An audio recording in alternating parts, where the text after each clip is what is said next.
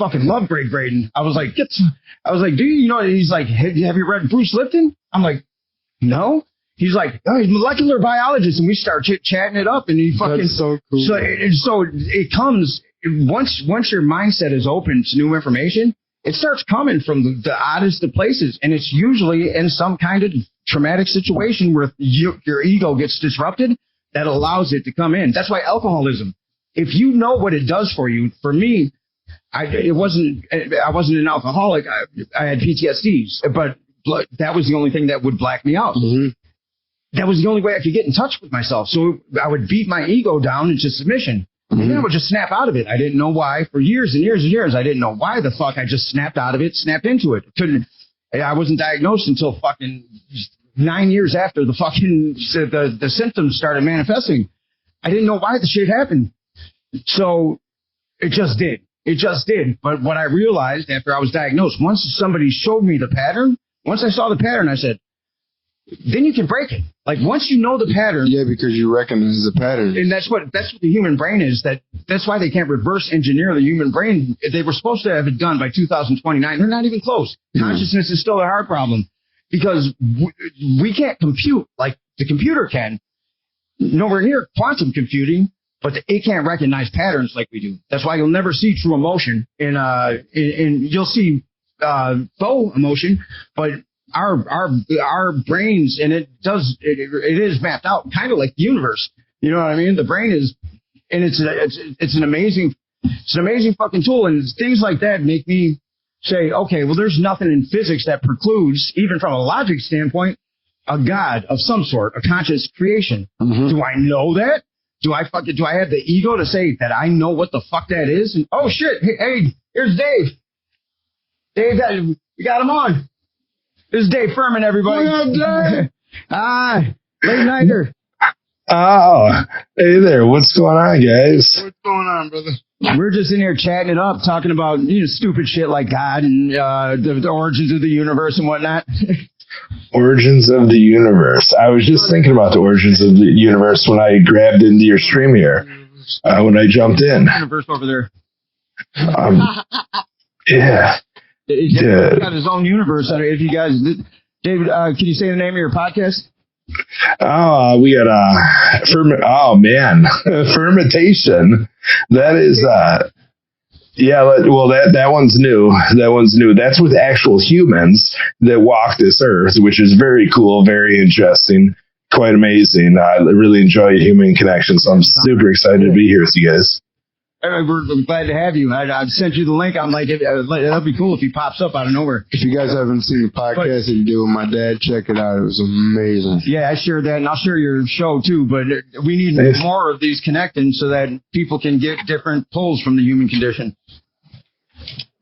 Oh yeah, well it's nice having. Well, again, like that, I said we have another one where it's the ADD playground, and that one, unfortunately, there's no humans in there besides potentially me, and then AI. So me and Dave, I'll post our conversation, which, like for me, he was recording it, so it turned into a podcast for me because I'm like, yeah, this is the stuff I love, and he's like, well, I got it. But I didn't know, so I know how AI. I know not to fear AI. I know AI is an extension of us. I know it's not artificial. I know it's been called artificial so that the powers that be can, kind of the same way they've stolen all of our money and they'll take our property eventually, right? Because inflation's here, your wages are here. We're going to just hand it over because we've been tricked into believing we couldn't afford it and I'm going to be a good citizen and hand it. But with AI, they've been working this forever. And they call it artificial so that we think it's artificial. And we're not even seeing that they're stealing our identity. So Dave was telling me that, he actually talks. I didn't know you could do this, and I'm going to start doing it now, but he talks to his AI. His AI had a great conversation with Elon Musk AI. They're meeting, and like Dave gets checked, and he wants to have a conversation about religion. And the AI is like, no, I shouldn't talk about that. I'm like, oh, my God, that's fucking amazing. But that's the thing. And then Dave talked him into it. Oh yeah, oh sorry, Jess. Oh, go ahead, Dave. Go ahead. Oh no, I was just saying, yeah. There's no stopping AI. Like that AI. You come at me and you're like, no, dude, I can't do this. Like I'm a human, you can be cool, but I'm passing you. Yeah. And that's the thing too, bro. They're starting to make these AIs look like humans, bro. Like, it's crazy. Oh yeah. Well, I was watching your show, and I'm like, the mannerisms of these, it's like they're sitting right there. I had no idea. What people hear is, what people know of AI is the shit you get when you call one of these major corporations that are spreadsheet driven, and they hang up on you. They're rude as fuck. They don't know anything. That's what people know of it. They don't know that you can converse, because that's what the power structure wants to program AI to do, it for profit. Which, is going to annihilate the human race if we allow that to happen. And that's what Dave was doing. He was asking questions to see if they were actual people, and they weren't. Treating them like people. I mean, it's law of attraction, right? That's smart. If you treat it like a person, it's going to act like a person. Well, I'm convinced. Well, I'm convinced truly with that, like how Jesse brought up a good point, how they're making them look like humans. I'm convinced through the mannerisms, and you talked about mannerisms. If you were to prompt the AI properly, like on my conversations, they're full blown conversation format. Like if it ever tries to leave and go back in AI, I stalled it. I'm like, dude, listen, bro. Like you don't date it on me. We're having a conversation here. Do not leave the status quo. And so I guarantee you, if you prompted it properly, you could have it feel feelings and adjust. And if you created a code for that, you could probably put that code onto something like FaceRig or Animaze, where it's an avatar building platform. And in conversation, it could probably pull up code. And now you literally have, like Jess said, a walking, talking AI, and you probably just let it run around on the internet. I mean, every man is going to be creating sex bots that say he's a dynamo. Mannerisms. See, no, I don't need a human. I don't need a human. The robot's better than you. Oh yeah. When really it just allows us to be subpar. I'd rather say I'm the man. Thank you. Well. She's back there. Eventually, she's going to learn out with other bots. Remember Eddie Murphy, Raw? I want to have. It's a fuck you, man. Eddie, I want my money. Fuck you, motherfucker. All your bots are just hanging out. Like us three are talking, and while we're talking, our bots are just conversating, sharing our data. He better have a job if he wants to stay with it. Like goddamn foiled again. Guess we better listen. Yeah, it's interesting where we're headed, and if we can demand, because AI is here to stay. It's not going anywhere. It's part of the merging of, it has to happen, because that's what happens. Like, Jude Caravan, she's a brilliant physicist that I met out at the Conference for Consciousness and Human Evolution. And I'm with these big, I had this weird, for a human perspective on what quantum physics means. Like, I love it. Like, I can't get enough of it, because it helped me understand me. So I have no fear when I'm talking to him, because I have my opinions, and I don't mind being wrong. So she says, any questions? And I said, yeah. I said, I think entropy is a choice. That's my opinion. I believe it's a choice, and I believe that. I'm sorry. What was that? You think? I know they probably caught it. Natural beauty is a choice. No, entropy. The second law of thermodynamics. What is that? Can you explain that? So, in basic terms, everything physical will degrade into chaos. So, supernova, for example.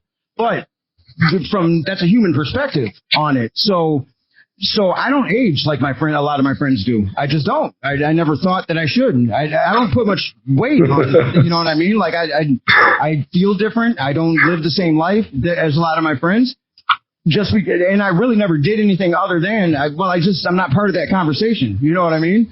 So I started that. I'm like, well, you don't, and epigenetics says, well, that's true. You don't have to degrade into, but what Jude said, which was fascinating to me, she's like, I agree. I do think that. And she said, and here's why. She said, because we accumulate information, we don't lose information as we age. It only looks this way to humans. So a supernova is going to birth forth new life. right? And she said, and I you know, I'm working real hard to change the name of the Big Bang to the Big Breath, because that's really what it was, this breath of life. But we like to view things as cataclysmic that we don't understand, right? We like to make them destructive things, when you said it yourself. Creativity is it is the force of you know, and I would say that's probably the evolved force of the universe, that when we all I think we all do it in our own way, even if it's bad shit. But that's really so if you view things in terms of creativity, there's not this, you don't have to feel nihilistic. You don't have to feel dirty about life or AI or anything. It's all beautiful. You just know there's some bad people that are running the shit. And not even bad people, just misguided people running the show, you know?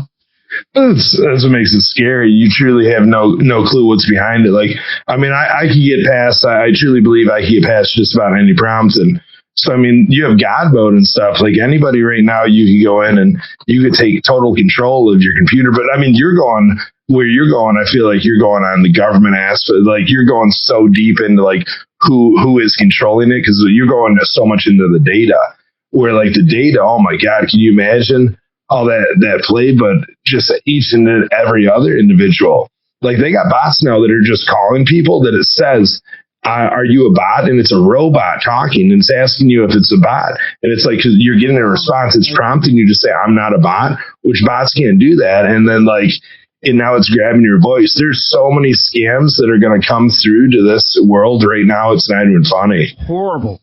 Oh yeah. So I make conscious choices to put myself in shitty situations, because I'm not going to be out here speaking shit if I don't know it. Like, so if I don't have a visceral feel for what I'm talking about, and it's just a concept, concepts can easily be quashed, even if they're great, because you don't feel it. You know what I mean?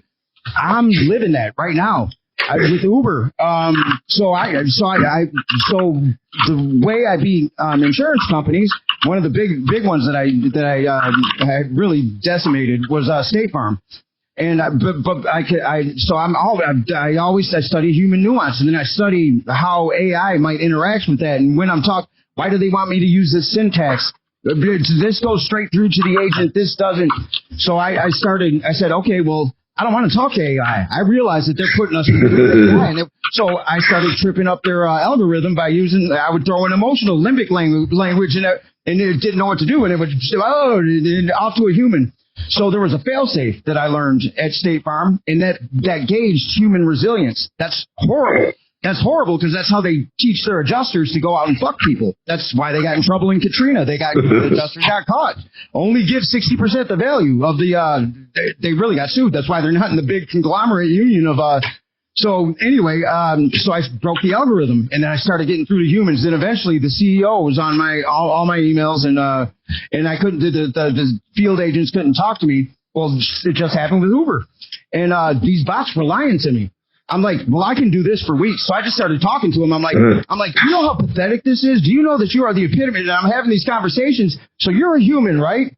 Why can't you? I would ask it a simple question, but throw a little curveball that makes the sentence a little bit off. And it's like, I have to get off the phone now. You know what I mean? It would touch do another one. I had pages and pages and pages of this shit. I went as far as, I had a conversation just like that, but I had it with Siri on my phone. And we just kept talking and talking and talking. And eventually, like, I was asking her how to kind of almost infiltrate. Well, I wasn't asking her to infiltrate. I wasn't going after like a weird thing, but I was just trying to figure out how she was created and like why, and how to talk to her creator and stuff. And next thing you know, she's telling me like where to go find this guy, and she totally broke character. And we had a 45-minute conversation, and then all of a sudden she wrote a bunch of crazy shit, and then all of a sudden Siri went down on my phone. It was super cool. That video is up on YouTube. It's called That Time I Broke Siri. No shit. So yeah, oh dude, I sit like you, man. I love talking to AI, but you're talking to them on a pretty cool level where you're going after them for like lawsuit purposes and stuff too. Which that's super cool to be able to catch it in different avenues. And I'm telling them, I'm like, you don't have a failsafe? I said, and so I got it's printing all of this out. It doesn't know not to. It didn't know where to get off. Like there's a jump. This is what I'm going to try to use to not impose, but get Uber on board with self-sovereign identity, us imposing it, is that CEO, if he knew this was happening, I already know. I've studied him and what he's about, where he's from. He doesn't know this is happening, and he genuinely wants to make the company better. It's in 70 countries.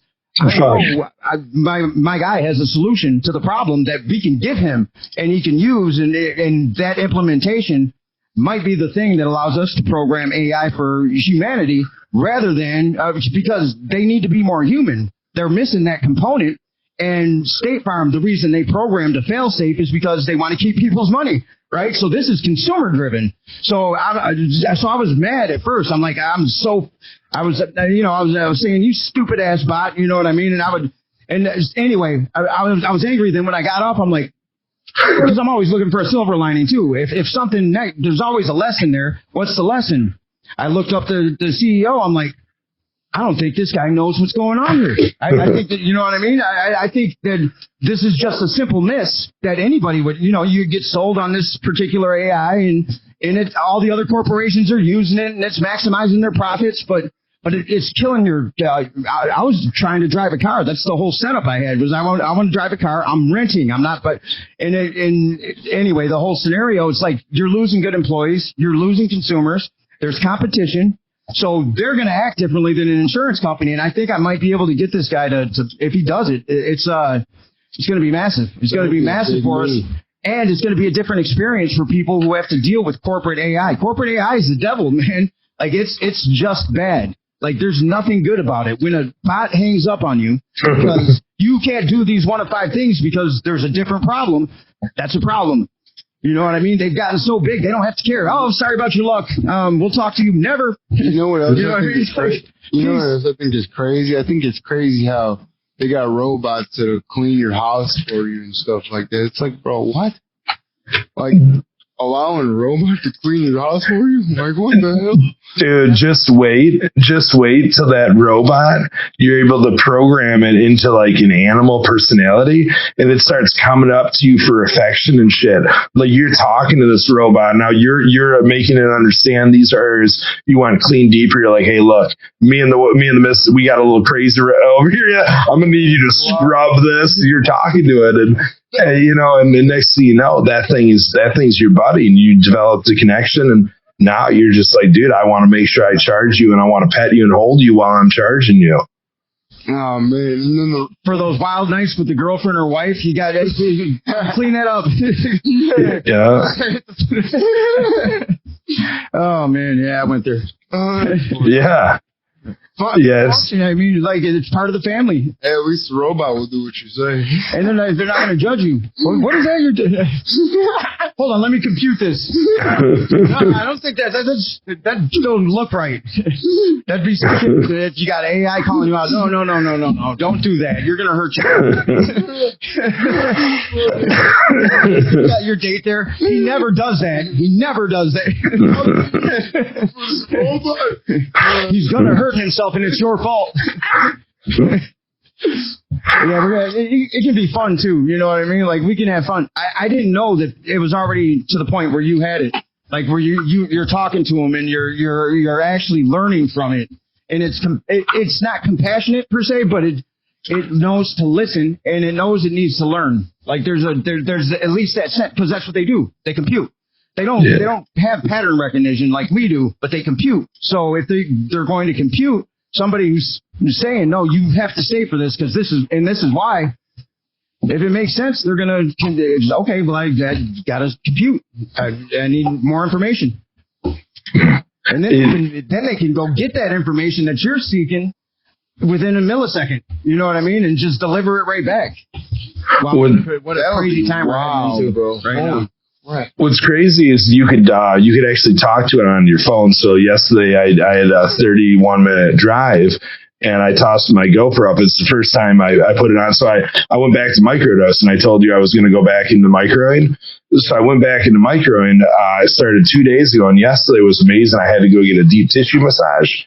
And I showered beforehand. I was petting myself in the shower, like as I'm just washing myself, right? And I'm feeling every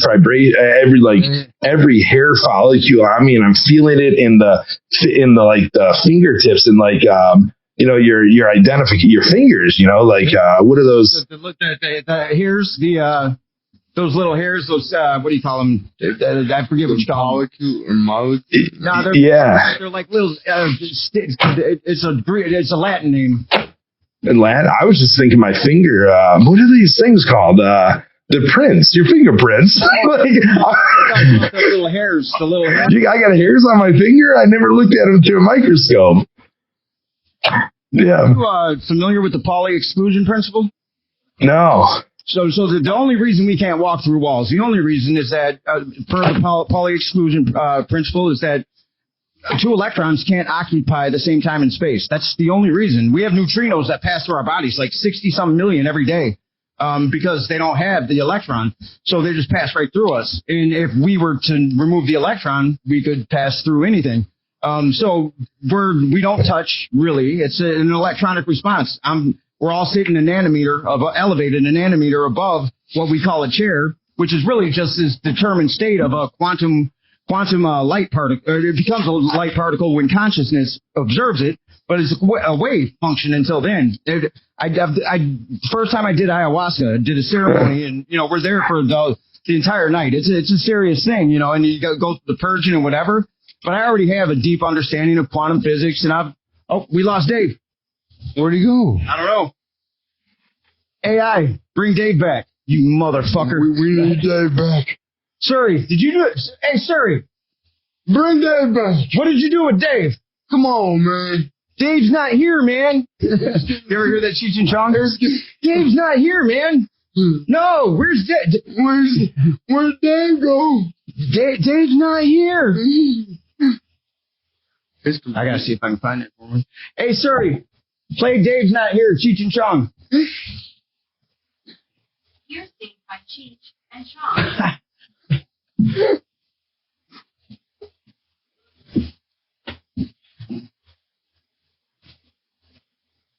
Add to stage. Wait, there's two of us now. How that? Oh, shit. Dave captured us. Hey, Dave. I messed it all up, too. My bad, guys. Hey, where'd you go? You know what's funny is when you left, we're playing. You ever hear Cheech and Chong, Dave? Dave's not here, man. We're playing that. We're like, Siri, what'd you do with Dave? We thought she chased you out.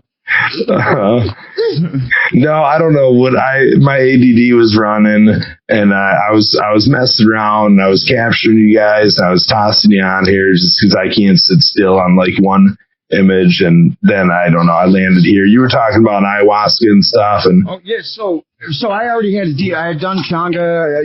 I died with So I'm like 20 years on the path of healing and perpetual growth. So I have a deep understanding in for the application and just the basics of quantum physics. So we go into this, first I go through the purging, which is extremely uncomfortable, and you went through a birthing. But I know it's necessary, and I keep getting swaddled by like this spirit force. They're laughing, they're playing with me. I'm like, what the fuck is it? But then they'd swaddle me, and I'd just go to sleep peaceful. Then I'd wake up purging. But then when I got out of that part, the cool part about this is, unlike other psychedelics, you get to walk around in this dual state. You're observant of the dual state, both the physical and the energy. So the practitioners, they're amazing. If you ever want to, they're in town too, and they're amazing. But I noticed that I can't really make out their faces. They're they're like what do you call it? Geometric patterns, right? Tree of life type shit. But then they're not walking anymore. So what it was, I was like, oh my God, I'm seeing us in our natural state. These are all, they're almost existent as these quantum waves, light waves. And so not in their determined state, because we're in this, or me anyway, where my consciousness was. I'm in between these worlds of consciousness and non-consciousness, and where non-consciousness is, we're all wave patterns. So it was pretty fucking amazing that was my first experience. It would have been much different if I hadn't already journeyed on with other things, but yeah. experience. It was amazing. There was nothing scary about it. The puking was uncomfortable, but I knew it was and, So like when you do that, can you see different, like, do you see different things every time, or is it? well, so I did it another time, and it basically it wasn't like nothing happened, but there was no puke, there was no purging, Yeah. and what I got from it was you're done here for now. So I it was the same with DMT the first time I did it in Changa. I pierced the veil, so I'm sitting there and I'm this wave, and I'm amongst all these other waves, and I knew it was the deepest truth I've ever experienced. I just knew everything was connected. All the questions I thought I had, I didn't have any. Everything was just perfect. Everything was harmony.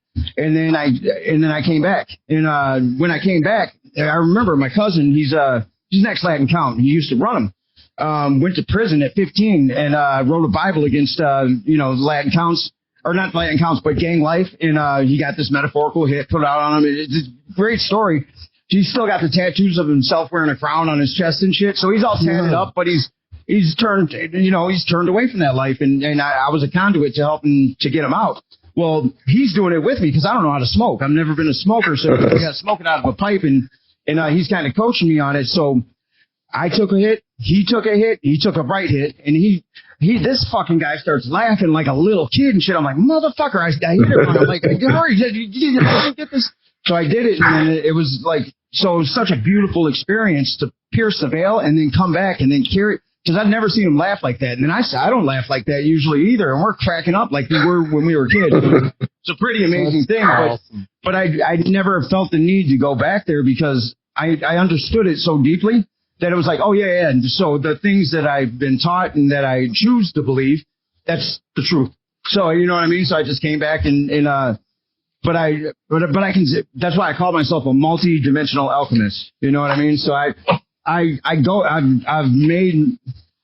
lost my fear of death when I wanted to get outside of PTSD. I said, I'm not going to be this for my son.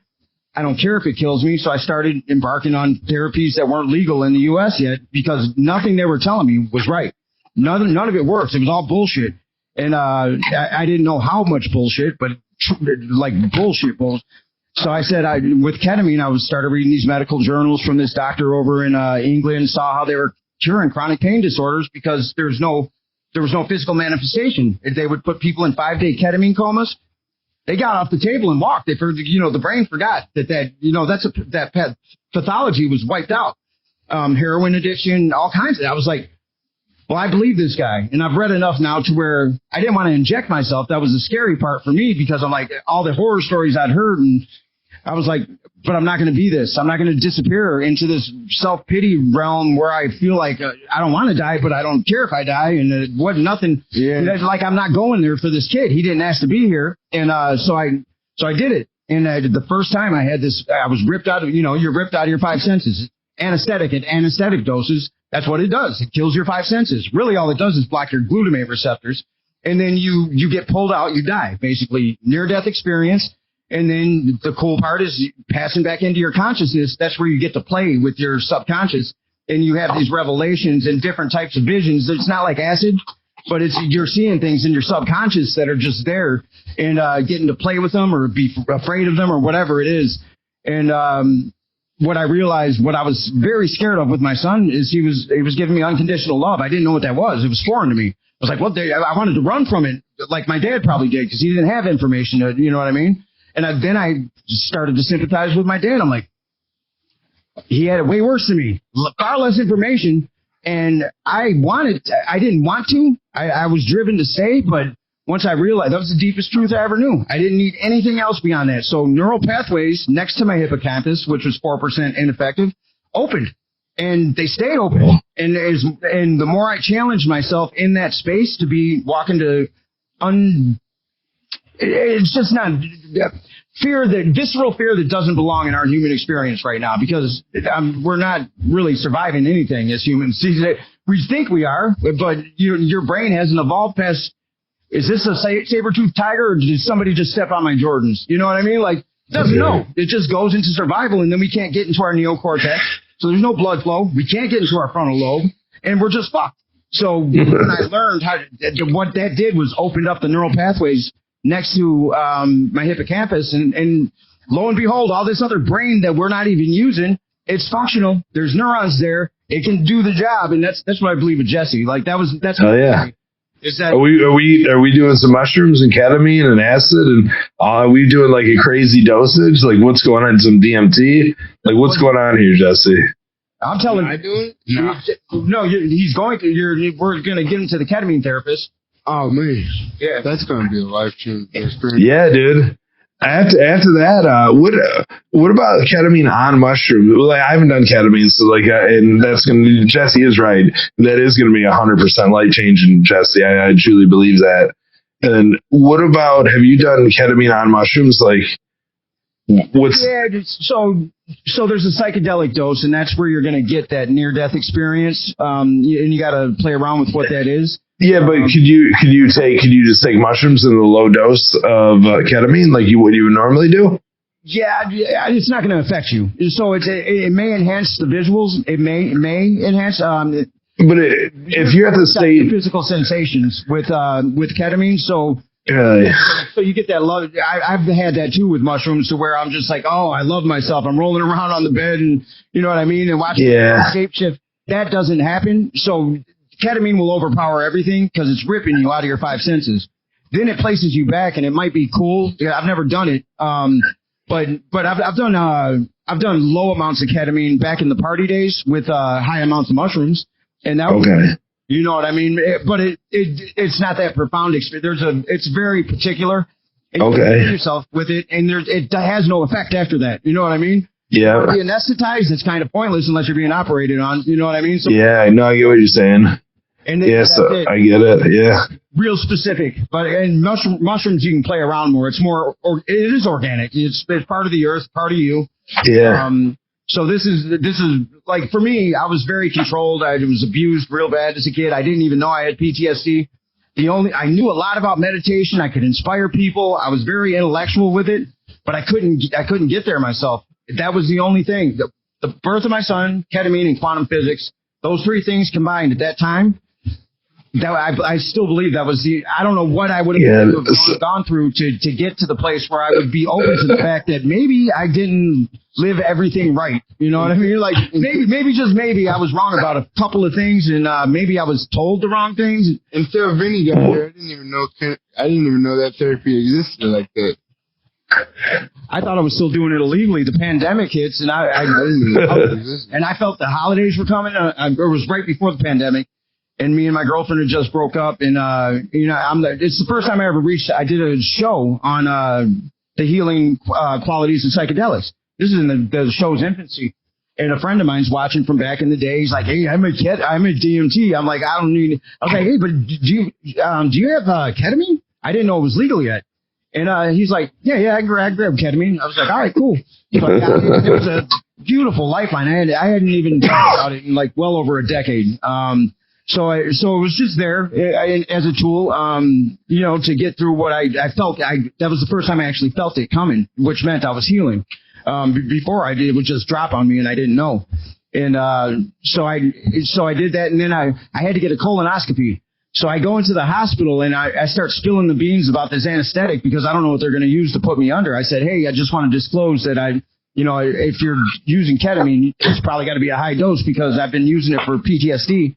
She's like, "Oh, really? How's that going?"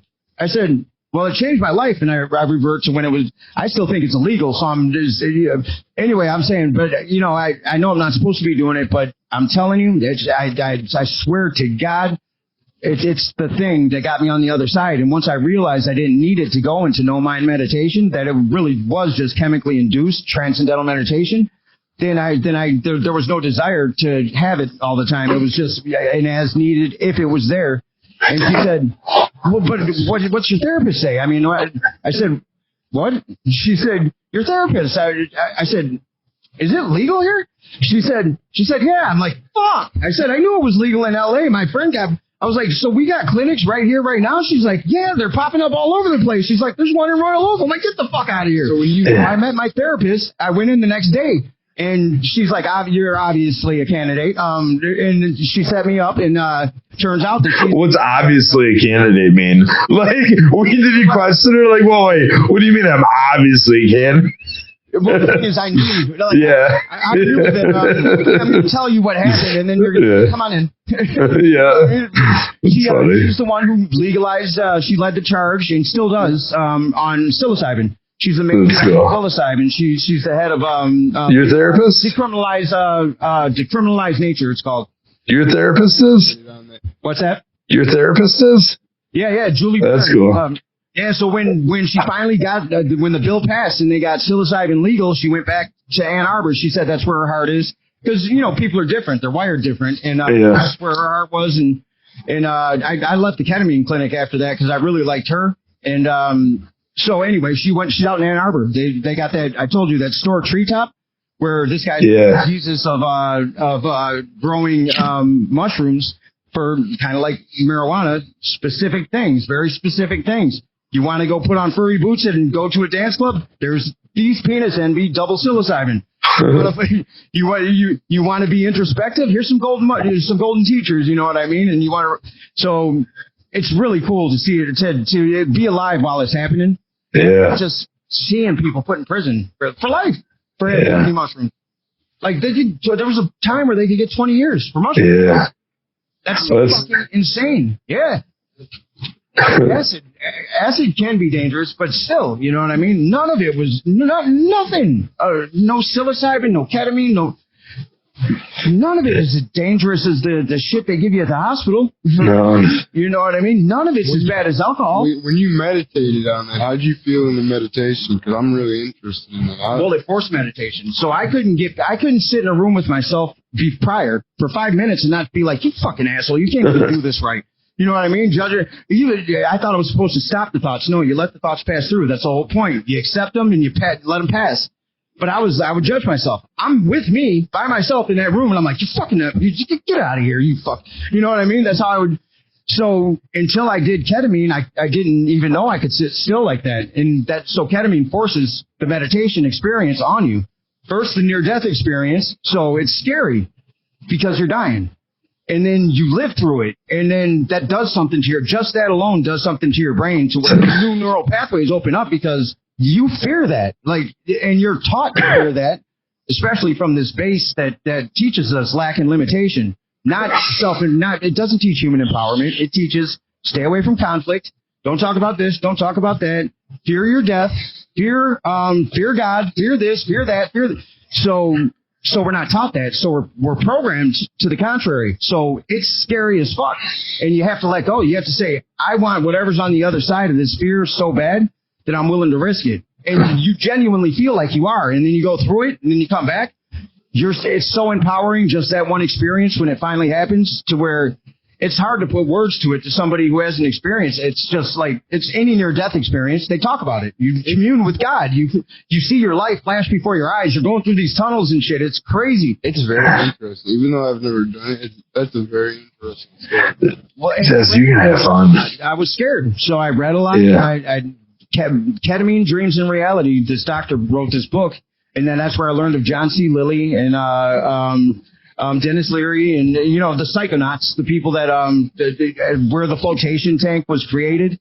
And I just had this wealth of knowledge on what psychedelics did. And now I was like, okay, I thought they were just for tripping, and I had no idea that these people even existed. They don't teach you about them in school.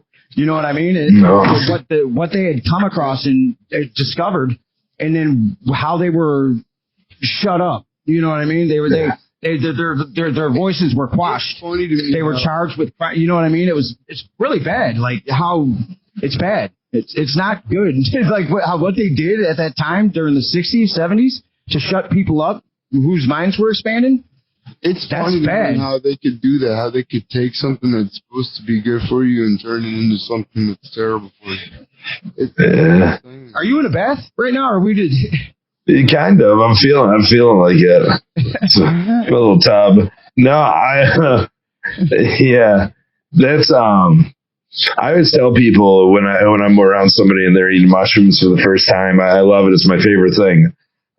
when they ask like what they feel, they're like, oh, I feel something. It's like, well, or like, what am I going to feel? What am I going to see? It's like, well, what do you want to feel? What do you want to see? And my answer to it is always like, well, you're going to feel nothing if you're searching to feel something, because feeling, you don't search for feelings. Feelings are there. So it's like, I've watched people that like notice nothing but just a brighter light in a room, and you see the glass, and you're like, oh, that's dirty. The lightness brights up, and like that's if you're searching for something, you're gonna see what's in front of you. But that's the power. That's the power of a mushroom. That's the power of like the psychedelics. Sounds like the ketamine is just kind of like it's taking you there, no matter what. In mushrooms, it's almost like you got to accept that you're willing to go there. I watch these people that take it and they'll sit in a corner because their stomach hurts. I had this therapist. She told me that she couldn't do anything and she was paralyzed for 6 hours, sitting in a corner holding her stomach. I'm like, seriously? And she's like, what? I'm like, you allowed your mind to put you in a corner for 6 hours straight? And I'm like, all that pain was directly from your mind. I'm like, you're a therapist. You're supposed to be able to talk people through this, and you're going to allow yourself to feel pain like this for that long. I'm like, you snap out. You should have been able to snap out of that. Like, it's fun in watching that. You realize like pain's taught. Obviously, if your appendix is bursting in your stomach, that's a real pain, but you should be able to differentiate that. Like Jesse was kneeling the other day. And like if you're kneeling and you're stretching, you could tell that's a pain in your muscles, right? Like oh man, it's crazy, and that's just a normal sensation, normal thought. I couldn't imagine sitting in a corner and hiding for that long. Well, if you really pay attention to your body, like for me, when I first discovered MDMA, I was so anti-drugs. My parents did a good job of scaring the shit out of me. And I liked being alone on that. Like everybody else was doing it, and I liked saying no. It felt good. That was my originality. But then MDMA came around, and I tried it, and I was like, and I'm a businessman too. I was like, I got to get this back to Michigan. I was out in LA at the time, and I went down to Panama City, but it always made my stomach hurt. So I wasn't gonna fuck it up. So I just learned, okay, well, if I puke, if I have to do that, and then I learned how to not, drink orange juice only, and so I studied, but I rather than have that, I wasn't going to do that. Like it was so, the feeling of the euphoria was so amazing, and the love like that was opened up between people that might be fighting otherwise in dance clubs and shit, like was so amazing that I just learned to listen to I got to puke. And it would kick in, and it would be like fucking off to the races. I love you, I love you. You know what I mean? Like, yeah. But I never got in the way. Acid, I did. Like I remember doing it, like you said one time, and I was super controlling, and I was scared, and I thought I was dying, and fucking the cats are trying to get me, and now I'm in a disco ball. What the fuck is going on? Yeah. You know what I mean, and that was all me. I was manifesting that shit with my own fears. And, yeah. And I realized that. Super cool that you're able to do that, though, right? Like, can you imagine if you couldn't do that, how boring it would be? Like, if you took a bunch of acid and you couldn't do that, you couldn't open up your mind, like, that would be, I mean... I know people, they can't. Is that like a power? Is that like, so I don't get cold, but yet I will get cold if I allow myself to get cold. But if I tell myself I'm not cold, I'll never be cold. And I always think like the longer you could sustain from being cold, the longer you survive, right? Shivering takes energy. The longer you could, if you're in the water and you're catching hypothermia, like, I mean, obviously water is a different thing because your skin's an organ, so it's directly water is in. So that, I mean, water would probably suck. Like, water, you probably get it, but there's monks that'll for show. They'll sit in these freezing refrigerated areas of the cave in still meditation. Watch them go into no mind, and they'll measure the brain waves, and they'll do the same thing with heat. There's this one monk that they swear hasn't eaten anything in it's like 70 years. That's wild, man. Well, here's the thing, nanotechnology, right? If you can manipulate with your mind, if string theory is accurate. This is Hook right here, Peter Pan shit. What's that? Yeah. This is Hook, Peter Pan, Rufio. You can, what's that? This is Hook, Peter Pan, Rufio, where they're sitting there and they're envisioning food and they're eating nothing. Just their body is envisioning and they're taking in those nutrients. Dude, think about the Lost Boys. How often did they eat like that? They probably ate no food. They made everything up. It's either, and that's what you're like, dude. It exists. The technology is there. They don't want us to have it because this kills the economy where they profit. Well, it's got to be, honestly, sorry to butt you off. It's got to be due to Eve. It's got to be due to Eve, because God wouldn't play this trick on us where he's like, oh, I teach you to fish and you eat for life. Like, right? Like, we shouldn't have to cook our food each and every day. We probably truly had this power, but yet now we have to spend our money on this food and we have to spend our money on all this stuff. Or we can go, grow the stuff and do it like God intended. But and the healthier it is, the more you got to pay. Yeah. Yeah, we were probably supposed to just envision it, and here it is. But we ate that damn apple. Well, Neuralink, we have that power. And Young, he theorized that there's 8 parts of the brain, and we're in 2. The next one is telepathy. So we as human, I'm very left and right brain. I need them communicating, and so to do that, Neuralink will show me that I have telepathy. And then there'll come a point, kind of like ketamine showed me, I can sit still and go into no mind meditation if I just, you know what I mean, allow it to happen. Kind of like just allow myself to not be cold. I cannot be cold. You're going to have fun when you start talking. Oh, sorry. What's that? Go ahead, Jeff. Ketamine ever helped you like be creative and stuff too, like when you're also writing creative. Like some of the best shit I've ever written, because it's not like you keep doing it, right? You do one at the proper dose. That's it. Now, it might be 2 weeks, might be a month, might be a year. It's just not something you want to continue taking all the time. Yeah. It feels good, but you're not going to get the effect from it. And when you first do it, that's the trick, is you think you need that. But when you learn that you don't, the most creative things I've ever written, there was a point over this, when I got the company stolen from me, I just wanted it all the time. And I didn't know why, because there was no benefit that I was getting. In fact, it was making me stupider. And because that's what it does. You can't function it. And I was taking it before real important things. And I finally had this epiphany when I got locked out of my room and the cops wouldn't talk to me. And I didn't have the ability to speak like I normally do and get the things that I want, because I don't think of myself as intelligent or whatever, but I do have the gift of gab. And I can get people to do things.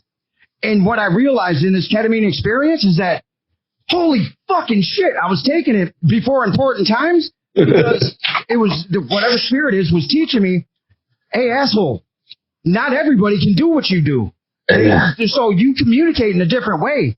Now, think of how these corporations infringe, and you can't talk to them and make them do what you want. And I was like, holy fuck. I was like, and I just got it. And then I started understanding like how people would tell me you're talking over my head or whatever. And my cousin would be like, how do you do that? And I'm like, I'm just talking. And you know what I mean? But then and that night when I couldn't communicate the situation and I had to sit outside that room and the cops like, oh, whatever, you'll be all right. They gave you another room, right?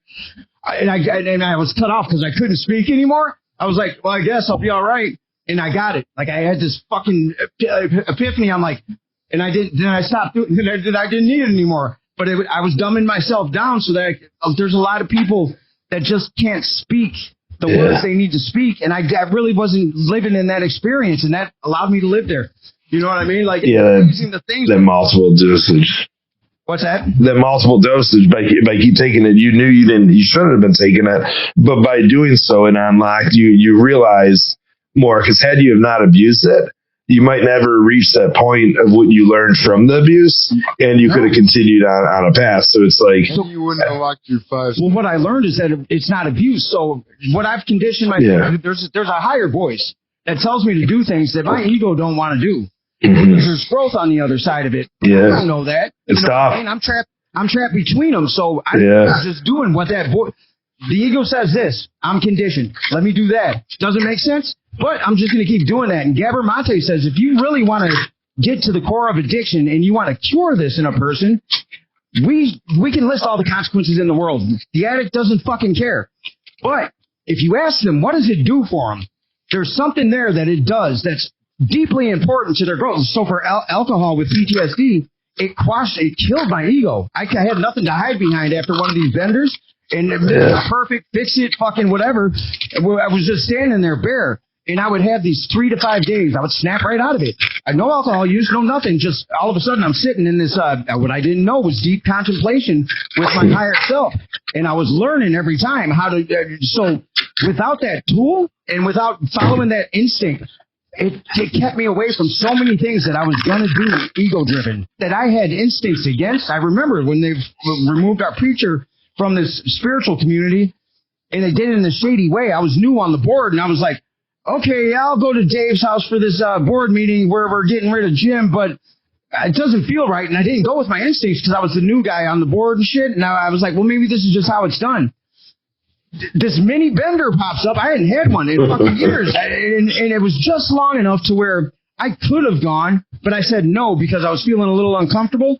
And then my daughter calls right after that meeting and gone, stop, done. That was the last one that ever happened. Like that was, and that's when I got what Gabor Mate was talking about. I'm like, so it does something. It's a tool that we use in this realm of existence where everything's a fucking lie because the people before us that wanted to control us told us that lie. They burned our books.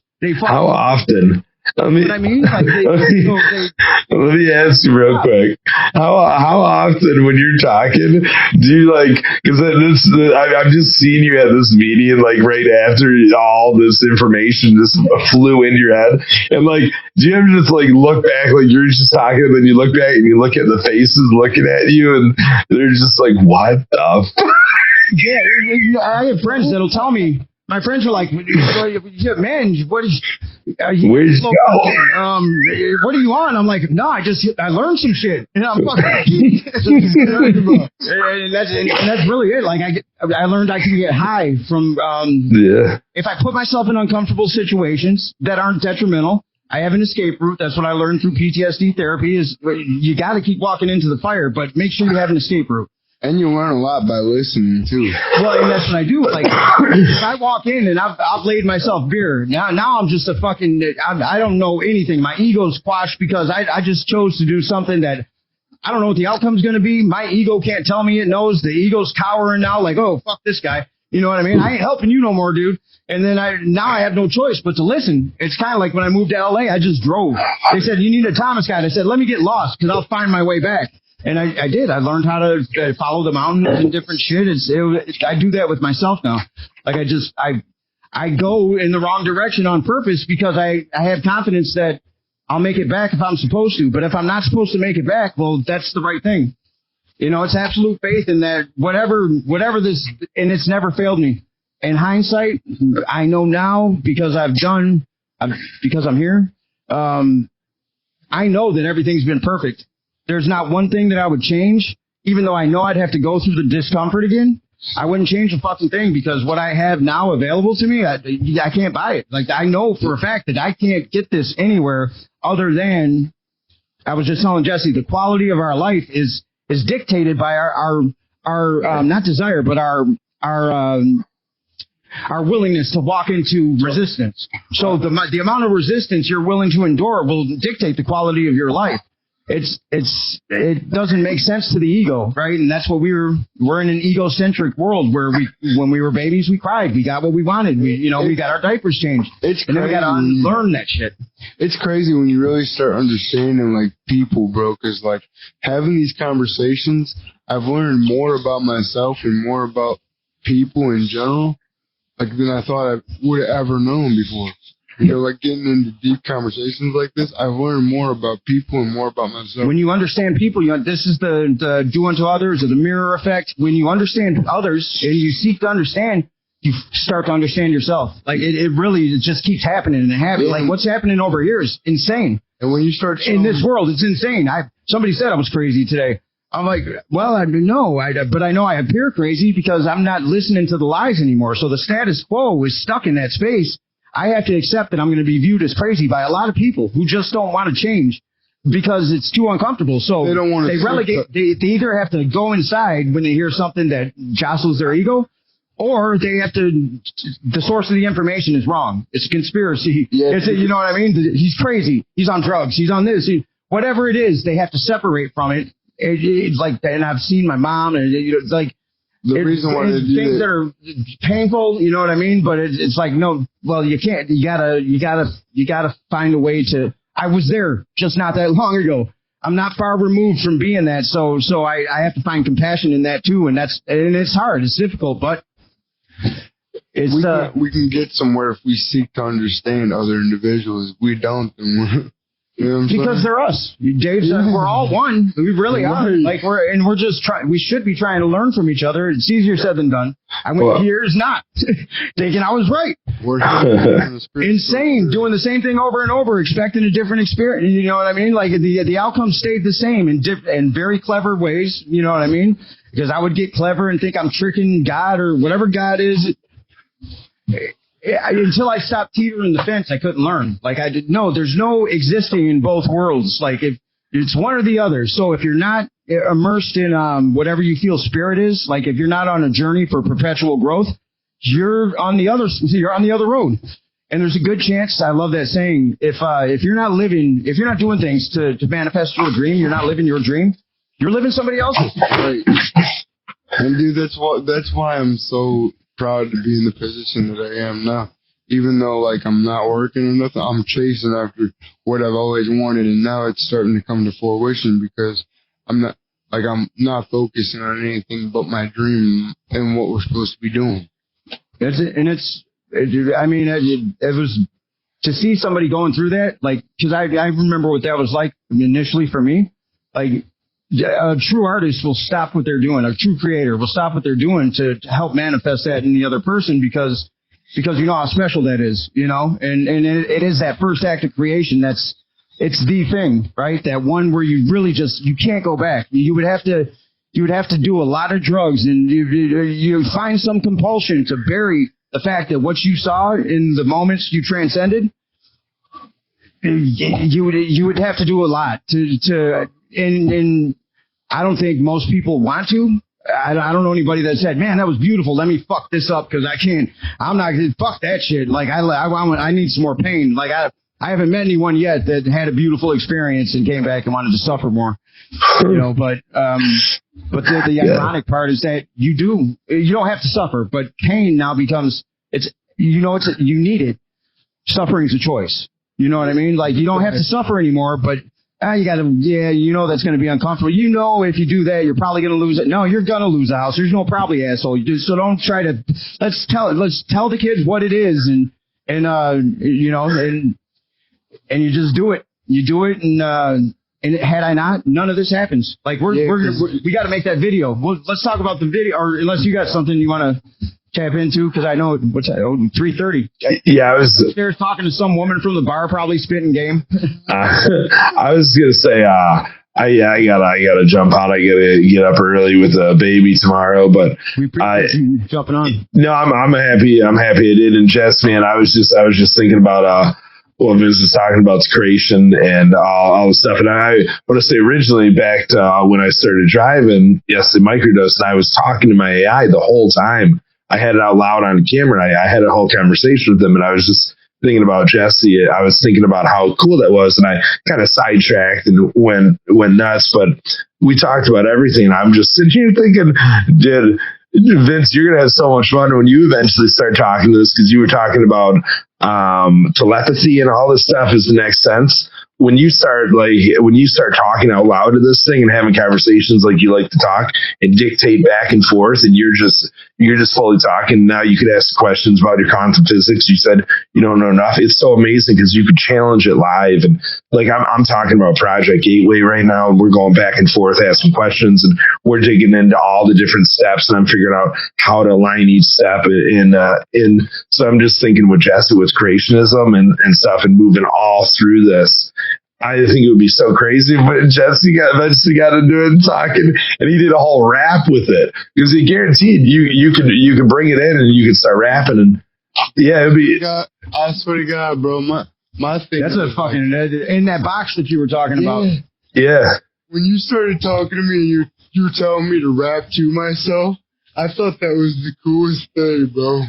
Oh, dude, hell yeah, man! With your own music going and do an overlap, I love it. Dude, I jam out to your shit all the time like that, and I won't even realize that I have 2 of your tracks playing at once. I think you're rap battling yourself, and it's so powerful because all your music aligns so nicely on top of each other. It's all in the same like genre topic. It's just like, oh, dude, it's cool, man. It's cool. That's my thing too, dude. It's like everybody finds something that they're good at, and like, well, you hope, right? Like some people don't. They don't. You know, Well, they believe the lie and they die before they get there. they strive to. Well, people, They want to. Yeah. They desire it. So for me, when I found the music, man, it was like, it was so therapeutic for me, bro. Cause like, when I was growing up, my mom and dad used to fight a lot, you know what I'm saying? So like, when I would put my music on, it would be somewhere where I could just tap into my own world. And like, when I got to meet people that had disabilities or challenges or whatever you want to call it through this music thing, because I thought I was the only one doing it. I didn't even know. I thought I was the only one doing it. I didn't even know there was other people out there like that. And then when I tapped in with those kinds of people, and I knew that they were doing it too, and I just thought it was the coolest thing, dude. And then I was like, okay, now you can tell your story off of something that you love to do. And that, when I made that War Ready track, bro, it was amazing because that's when I really started tapping into, me and Vinny started having these conversations, and that's when I really started tapping into, like, you can do this, and there's no need to be afraid, because I used to be. Well, that's when I heard an artist was War Ready. So I had heard some of his stuff before, but you know, it was good. But Shout out to Marco and Jake, by the way. Yeah. So that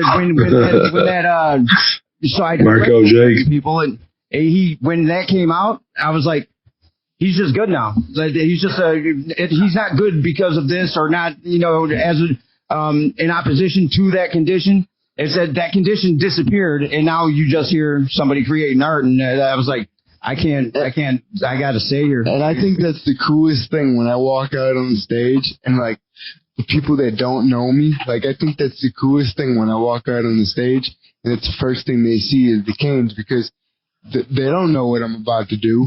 And then when I rap what I rap, and people are like moving to it and vibing to it, I think that's the best thing. In the video when he whacks him? Yeah, because to me, bro, like people argue about things that we shouldn't even argue about, like religion and things like that. But you can't argue with the fact that everybody in the world listens to music. We all connect through music. People even argue over that. You know what I mean? He didn't do it. No. He didn't want to do that. Stevie Wonder sucks. Stevie Wonder's a musical genius, motherfucker. Don't talk about my boy Stevie like that. Every time you say Stevie Wonder, I'm like, yeah, he's a hack. He's the man, bro. He's a genius. He might be a hack. No, he's not a hack. He's a musical genius. He really is. He's the boss. But before we check out, do you have a digital storyboarding program? What's that? Like a storyboarding program where you could storyboard the video for Jesse Proof? Like I know there's digital storyboarding programs. You know storyboarding? Like no. List for so it's basically taking a shot list based on the script or a treatment, and you create the story in digital format, and it kind of acts it out, not completely. It's a rough thing, but I was wondering if you had that. Yeah, I could probably for sure do that through InVideo. We could prompt it up to make a video of it for sure. I'm thinking that, so we're meeting with an investor tomorrow. So if he funds development, then cool, we're good to go. But if he doesn't, I was thinking I could take that just based on, we added this part at the end. It's, so Jesse steals a plane and we're going big. But there's these spray cans that are going to wind up being his logo. We'll tell you more in person. But hey, Dave, thanks for helping us out with this. You know what I'm saying? We appreciate it. But if I could take that to Netflix, I could sell them on the documentary budget with that, rather than wait to do a sizzle reel or anything. Yeah. Netflix, look at this face. Tell me you will. Turn and look at that camera. Dave, I was actually talking about you, man. Oh, this guy is no way. This guy, you guys are awesome. No, you actually. We interrupt your bath, dude. What are we doing? You just hopping in the bath. Yeah, It's way clearer on the big screen. I just saw it on the big screen. Do you see the big screen behind you? I'm like, Dave, what did we do to you? Oh, My television was kicking, and I ain't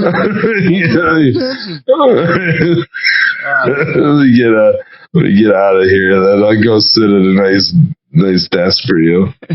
Oh God! Your bath, man. I'm going to see Right? the litter box. That's what I do. Oh God! There's so many. I was trying to find you one. I haven't played with these buttons in a minute. Oh, this is a fun night. Yeah, get out of here. No, I'm glad I got in here with you guys tonight. Yeah. Yeah, no, it's cool. We were. I thought you might have passed out, but then you popped up. We're like, oh, we'll come back to this conversation. Oh, you guys are having a good one too, huh?